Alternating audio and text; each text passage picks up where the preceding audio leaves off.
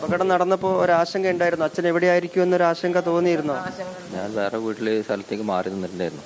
അപ്പോഴെൻ്റെ ഒരു കൂട്ടുകാരൻ വിളിച്ചു പറഞ്ഞു, രാത്രി എന്തോ മലയിൽ ഒച്ച കേൾക്കുന്നുണ്ടെന്ന് പോയി നോക്ക് പറഞ്ഞപ്പോൾ ഞാൻ ഓടി ടൗണിൽ, ചൂരമല ടൗൺ പരിസരം എത്തിയപ്പോൾ ടൗണും പരിസരം മൊത്തം ചെളിയും വെള്ളം മരങ്ങളും കൊണ്ട് നിറഞ്ഞു കിടക്കായിരുന്നു. എനിക്ക് അവിടെ നിന്ന് കരയല്ലാതെ വേറൊരു മാർഗ്ഗമില്ലായിരുന്നു. കൂട്ടുകാരോടൊക്കെ പറഞ്ഞിരുന്നു ഞാൻ, അച്ഛൻ അതിൻ്റെ ഉള്ളിലുണ്ട്.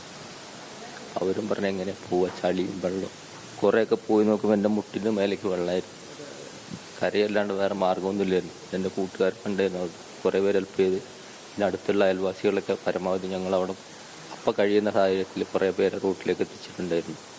അച്ഛൻ സുരക്ഷിതനാണെന്ന് എപ്പോഴാണ് അറിഞ്ഞത്, എങ്ങനെയാണ് അറിഞ്ഞത്?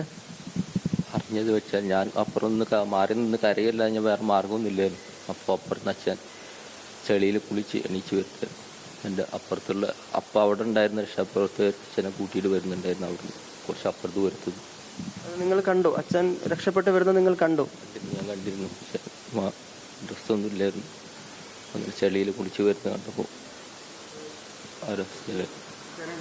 നമ്മൾ കുടുംബമായിട്ട് ഇപ്പം വീണ്ടും ഇവിടെയുണ്ട്, ഒന്നിച്ചുണ്ട് എന്നുള്ളതാണ് നമ്മൾ ഏറ്റവും നമുക്ക് ആശ്വാസം നൽകുന്ന കാര്യം. ഒരുപാട് പേർക്ക് അവരുടെ കുടുംബവും ഏറ്റവും പ്രിയപ്പെട്ടവർ നഷ്ടപ്പെട്ടിരിക്കുന്ന സമയത്താണ് നമുക്ക് ആ വീട്ടിൽ ആ ദുരന്ത സമയത്ത് ഉണ്ടായിരുന്നിട്ട് കൂടി നമ്മുടെ സോമേട്ടൻ രക്ഷപ്പെട്ട് സുരക്ഷിതനായി നമ്മുടെ കൂടെ തന്നെയുണ്ട്.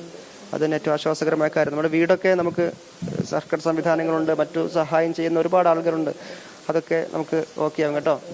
അതായാലും ആ തരത്തിലാണ് ഈ സോമേട്ടനും അവരുടെ കുടുംബവും ഇപ്പോൾ സുരക്ഷിതരാണ്.